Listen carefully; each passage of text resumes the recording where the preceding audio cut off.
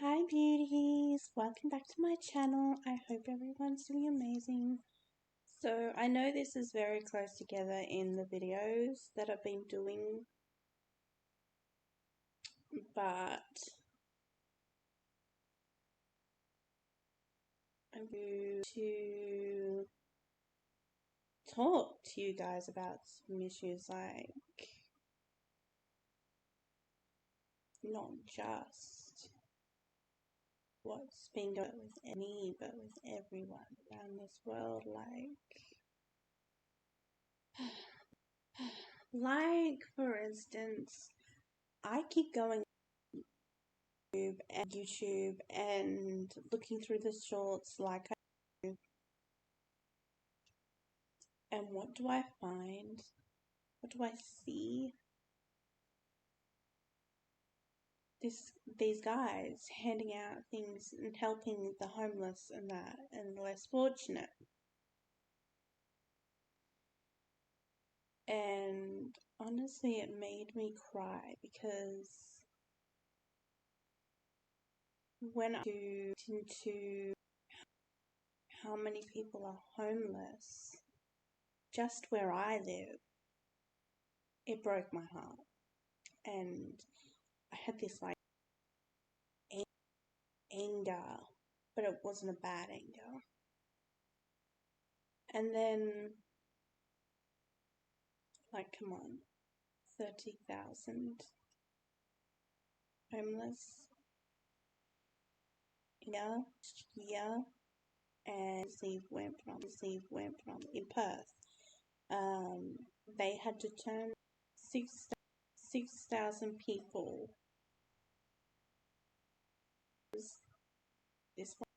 This one particular place, Indigo Foundation, I think it was, keep up the demand of soul. And it's crazy, like, really crazy. And so I kind of wanted to, share a testimony, because OCD, of course, that me and my family have gone through. Like, I won't reveal my face because I just don't feel like that's for me at this time.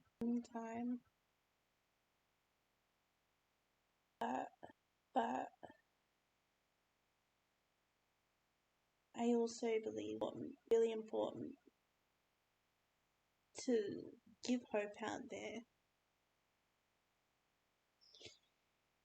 while we can, So, where to begin? At the age of, I don't know. So, the only full year schooling I've done is year one. And that was in my birth town. Then, from there,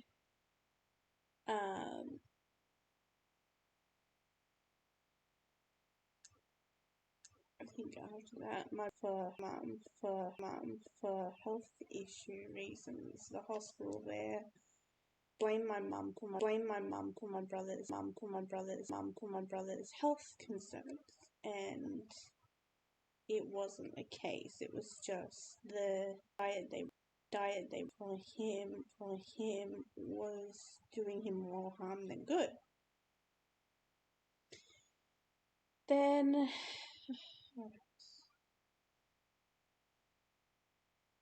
we moved, and I don't think any of this is in order because I was so little. But from the time I can remember, I've always moved around, and it's amazing. Like, we slept in cars, tiny cars. I used to sleep at the back, a gap between the boot and the chairs, like the car seats. And I used to sleep there. I was that tiny. And I loved it. I thought it was an adventure, but then I got bigger and that just was not working for me. That was my comfy position and I couldn't more.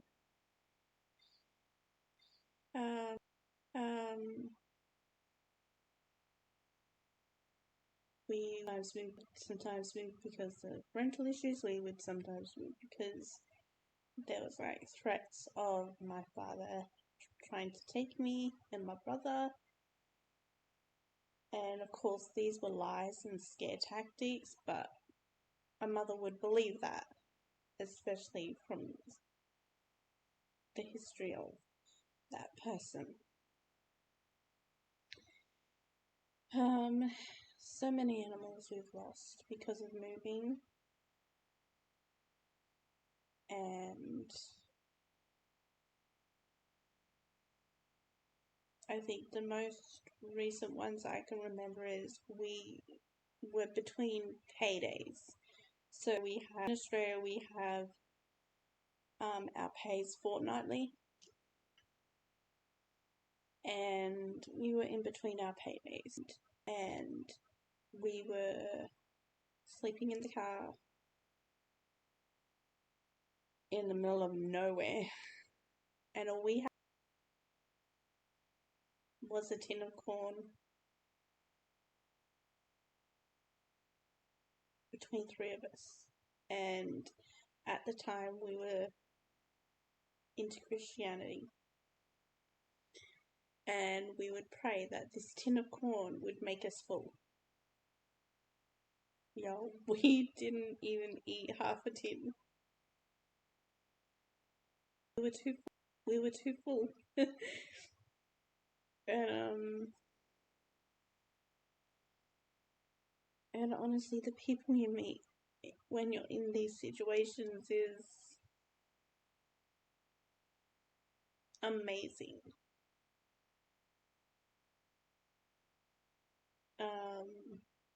We having a rough time, and we stopped at a garage. I think you guys call it gas station.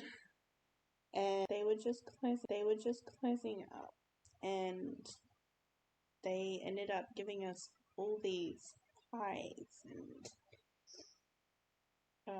pastries and that for us. And honestly, that did us so good. Then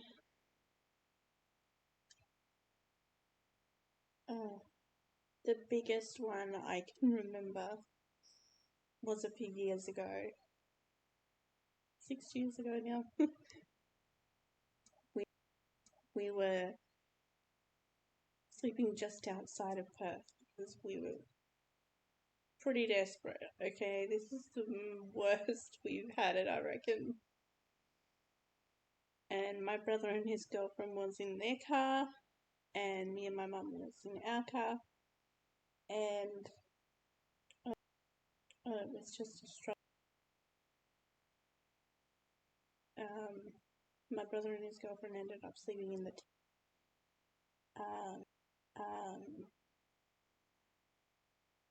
me and my mum were sleeping in the car, and honestly, every single day I would have to pull all our stuff out of this tiny car, which by the way was packed,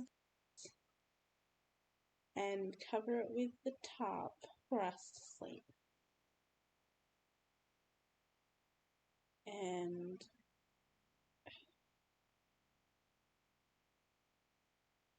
yeah, it was really hard. So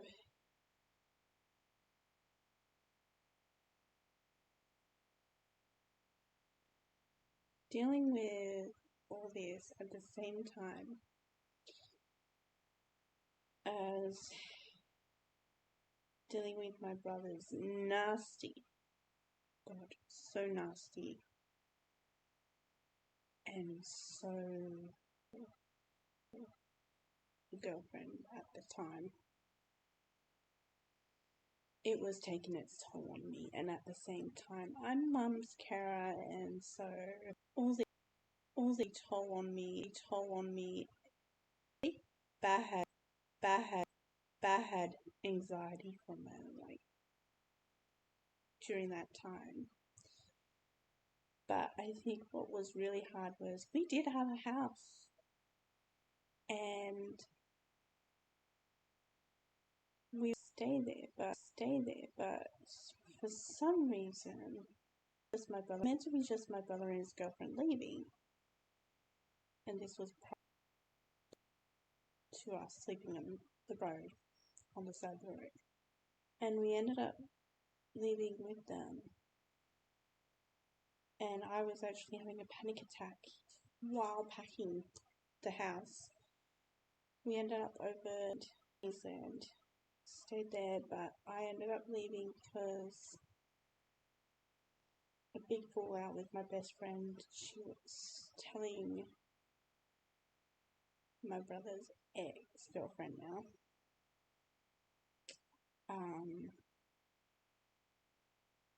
taking photos and that I never even got to do with her because I was with her and instead of taking photos with your best friend you've known for all your life, she took it with his girlfriend.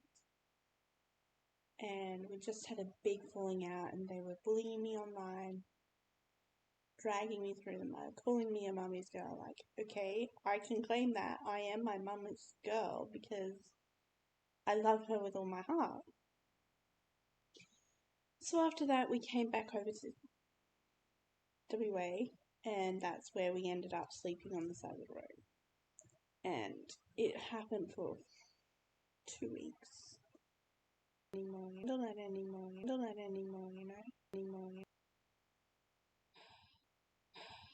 Sorry. That was my antivirus. So we went into the city and we came across this place because we really needed a food hamper or something. And instead they helped us out, offering us to stay at this lady's. And I pushed the issue to stay there. My brother and his girlfriend didn't want to go.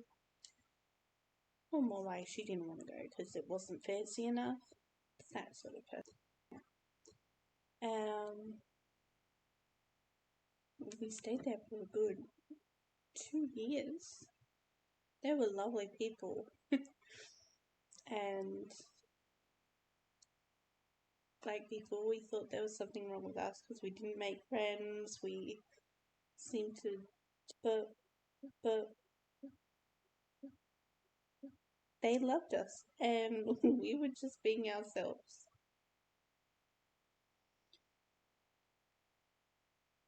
So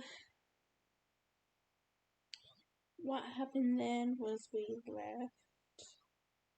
Actually, let me just. What my brother then was my brother.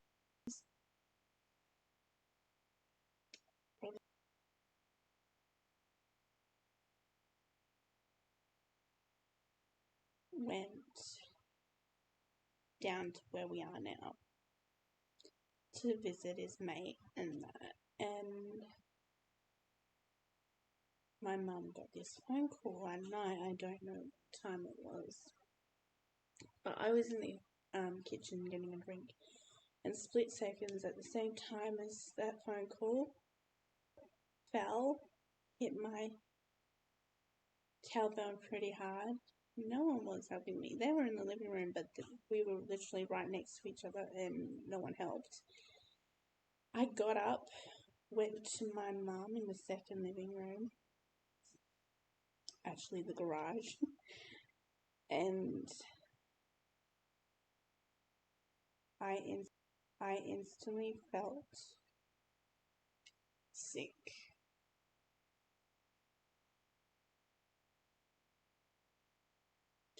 it was his mate on the phone, and he said that my brother had been in an accident, a motorbike accident.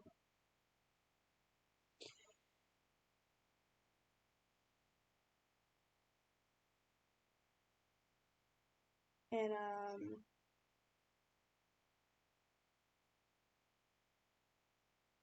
he was being rushed to hospital.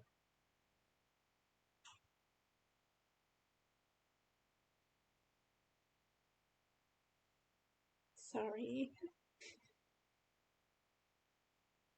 You think you're over it, but you're not.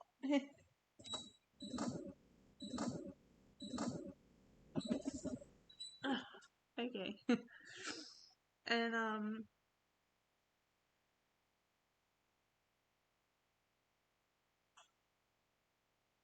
yeah, he stayed in the hospital for a while, and he was on life support. Brain injury, lost a lot of blood.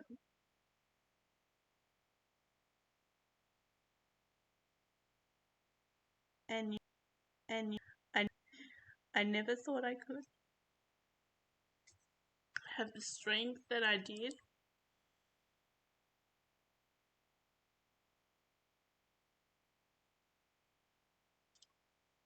Every single day I had the strength. I didn't think into that. To help my mum through it, to make her eat, the hope alive. Because honest to God, we seriously thought he was going to die.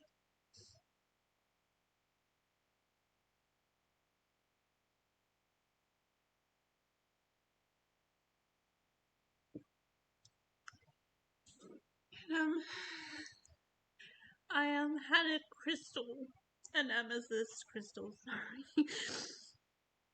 Still raw, obviously. Amethyst crystal, and I took it in with me to see him. I was so scared what I'd see, but it was alright. Because before he said he was unrecognizable, but he was my brother. So I placed the crystal in his hand because up until that moment, I would pray, right? And we would instantly get bad news after they prayed. And so we said, please stop praying because it's making him worse. True. Crazy enough, the prayers weren't working. And so instead, I prayed against those prayers. And he started to improve. So I don't know what they were praying, but they weren't right.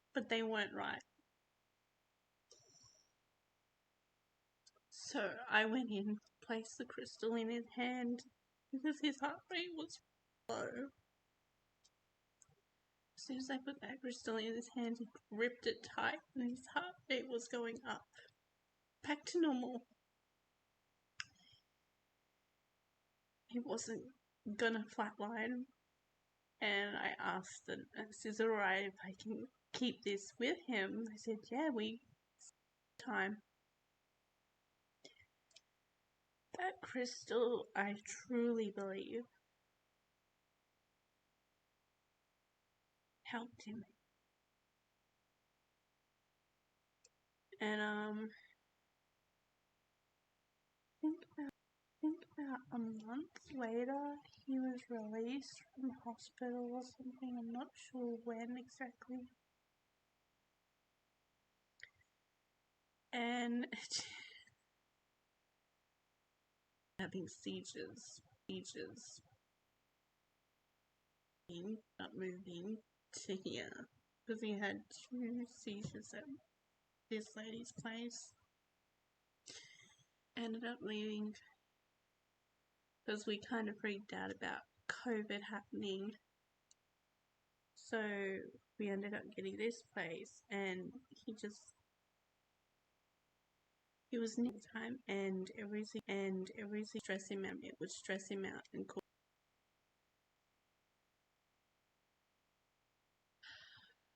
And these guys, his mate and his partner's story just does not add up to the night of what happened. So he knew, his spirit knew something was up.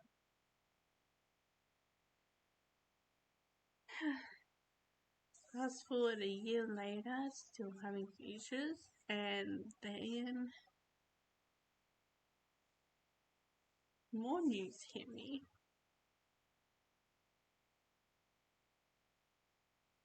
But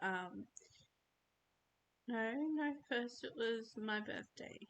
I was living on my own, actually, just behind my mum, and she had to go up to Perth because my seizure had another seizure the night before my birthday. So I didn't get my special 21st birthday. And hitting his head on the kitchen tiles, and from what we know, he was great. So he pretty much did die. He revived him. So that was interesting. On my birthday, I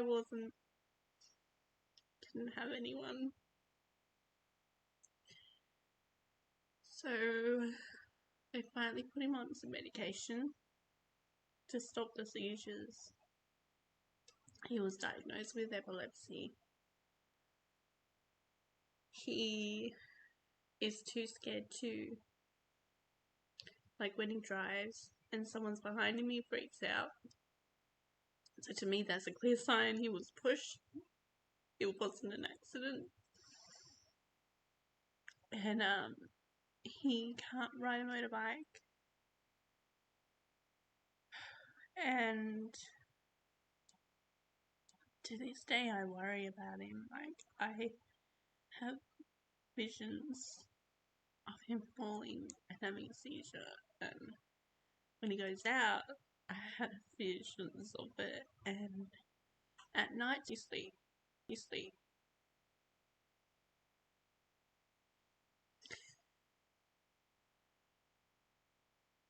It's just been really shitty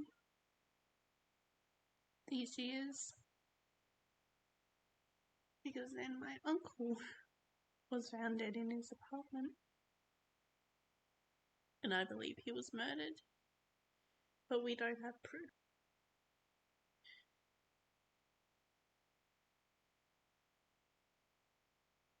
But my point of this is, sure, I had a shitty blow of life and tough years, and my family and all that.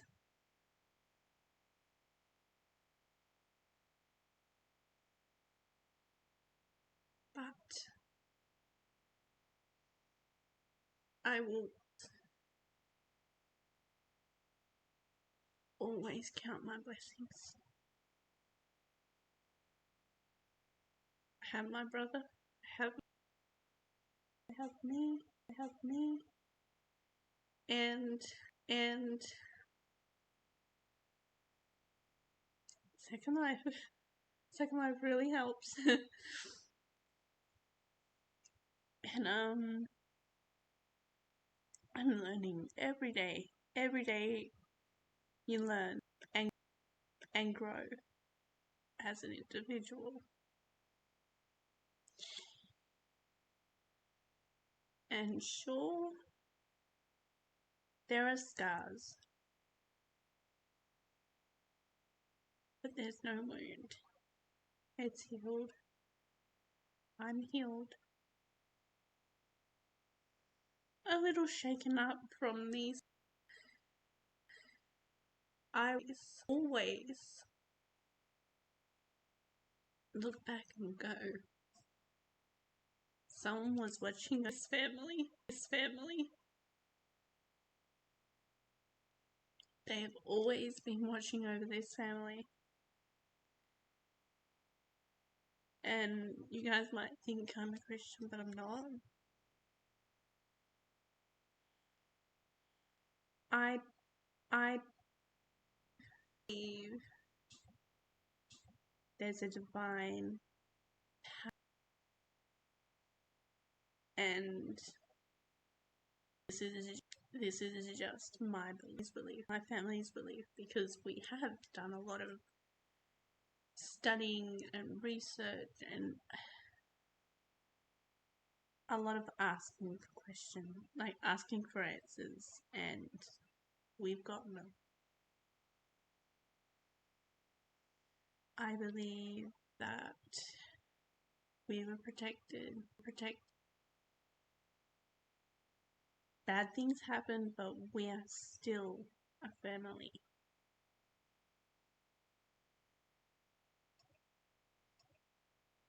I will always think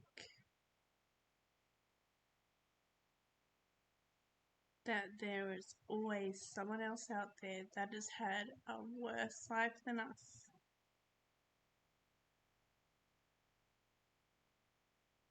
And I really hope their life gets better.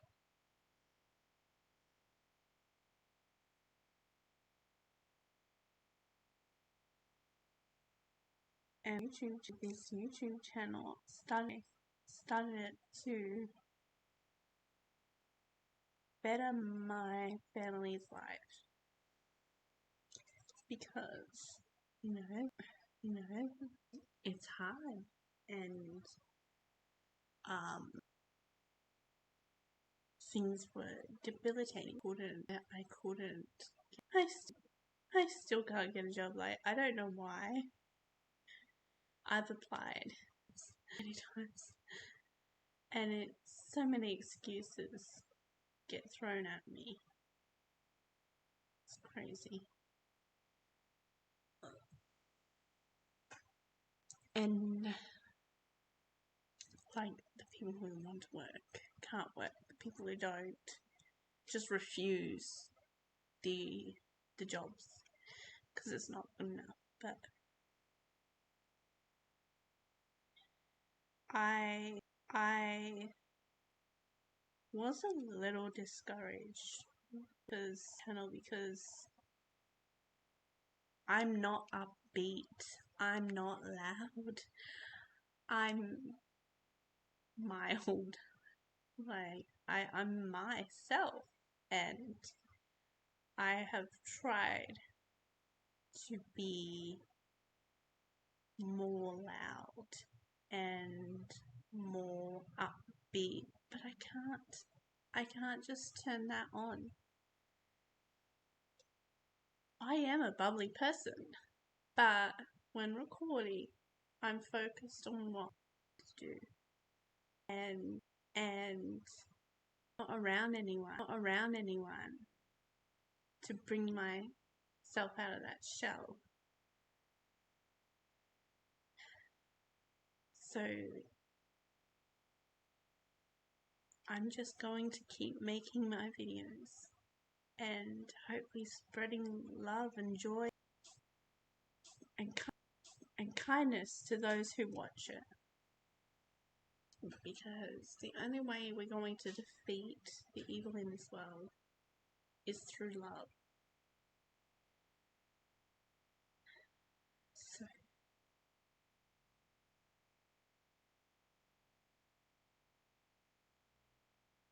that being said, thank you so much for watching if you've made it this far. I hope that you all would understand why I'm not so upbeat and boisterous like that.